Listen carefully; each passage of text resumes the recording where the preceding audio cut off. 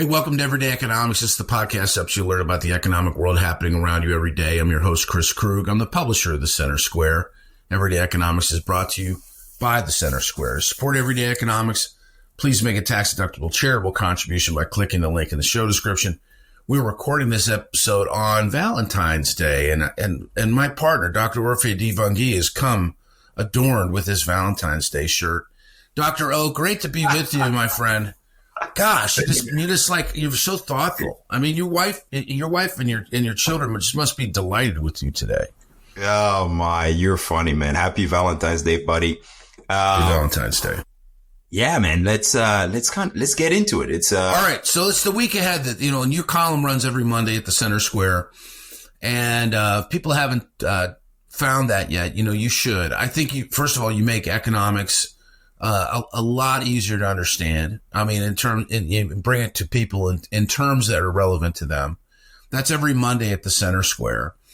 And as you look ahead, to the week to come, there's some interesting stuff that's going to be showing up. We're going to get, I'll just pull out a couple of highlights and you tell me what you want to talk about. Mm-hmm. We're going to get housing starts and building permits this week. That's in your space, and yes, it matters. Absolutely. We're gonna get the January Federal Reserve FOMC meeting minutes, which is that's the tea leaves, right?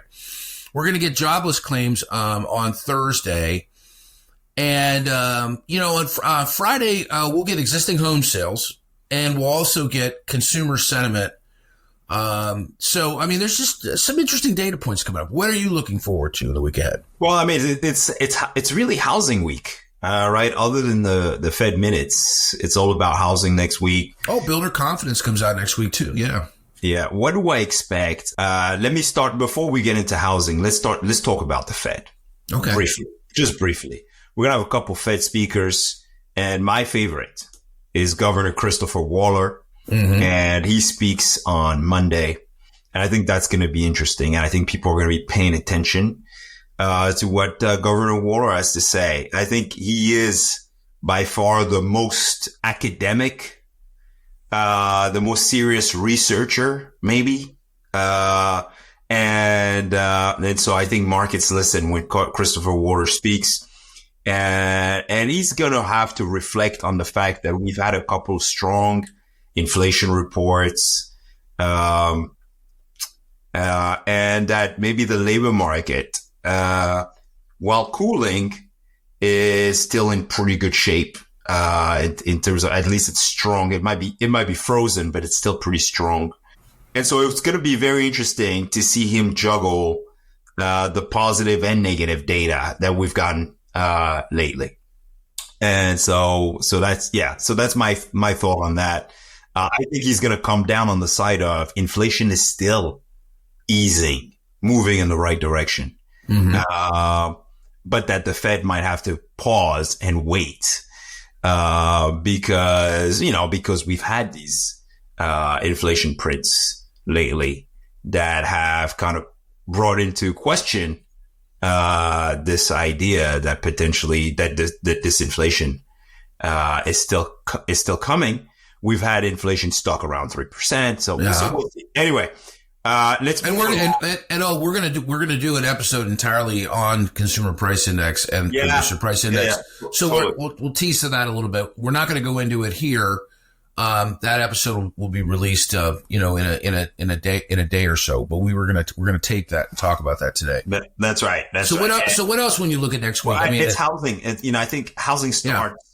I think my theory is, and we're gonna see if it plays out, is that people started to expect that interest rates and mortgage rates would actually rise during the first 100 days of the new administration, and as a result, a lot of the demand that you'd expect at the start of January, at the start of the year, coming back, heading into the home shopping season, was somewhat pulled forward, which would explain why we had stronger than expected home sales in November and December, even though mortgage rates were rising already. The latest Zillow housing market report shows new listings increased roughly 12% year over year. So you have sellers returning, but buyers are not necessarily here in January yet. Inventory has risen. Homes are sitting on the market a little bit longer. I think you still have a lot of buyers out there. It's just that affordability remains a major challenge. And so people are waiting in the wings.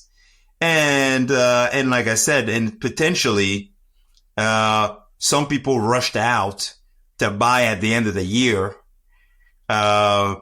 because, well, there was more options on the market, but also maybe they just expected that mortgage rates would continue to increase. So, and they went up. I think we got up to 7.1% at some point. But here's the good news. The good news is there's more inventory. And historically, supply, inventory, the number of homes for sale, is positively correlated with housing demand. In other words, if you have more housing for sale, homes for sale on the market, you end up with more potential buyers, and you end up with more transactions.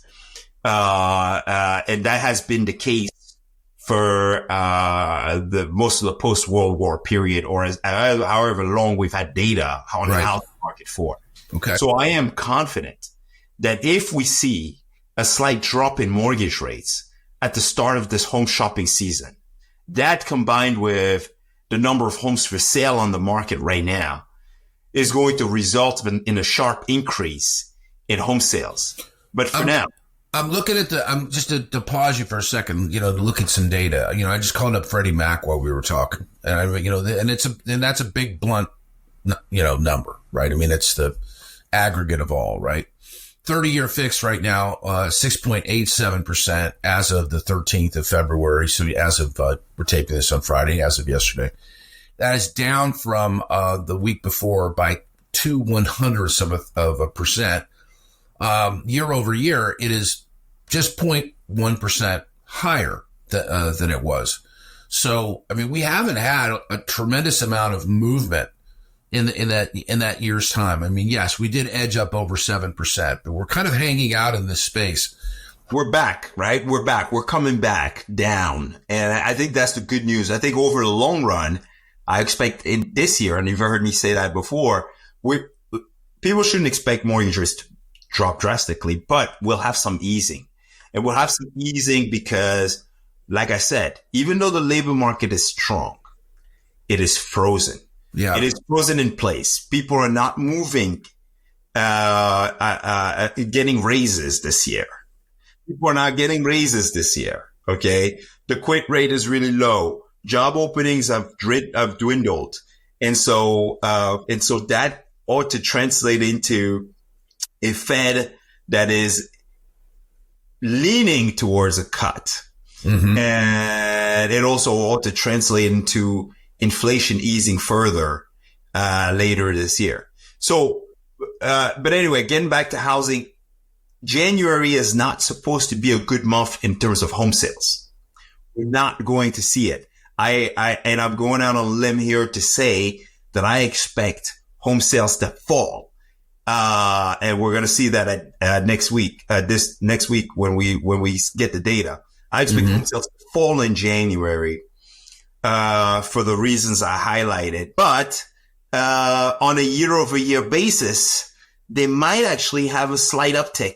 Interesting. Which I think is going to be, I think most people expect it to be somewhat flat or maybe even decline a little bit. But I think on a year over year basis, we might actually get a little bit of an uptick. And I believe that if we continue to see positive movement, and by positive, I mean mortgage rates easing, we're going to see a rebound in home sales this home shopping season. And so again, how do we get interest rates to continue to move in the right direction? Hopefully we don't get any crazy policy announcements coming from Washington, D.C. that might be perceived as inflationary. Mm-hmm.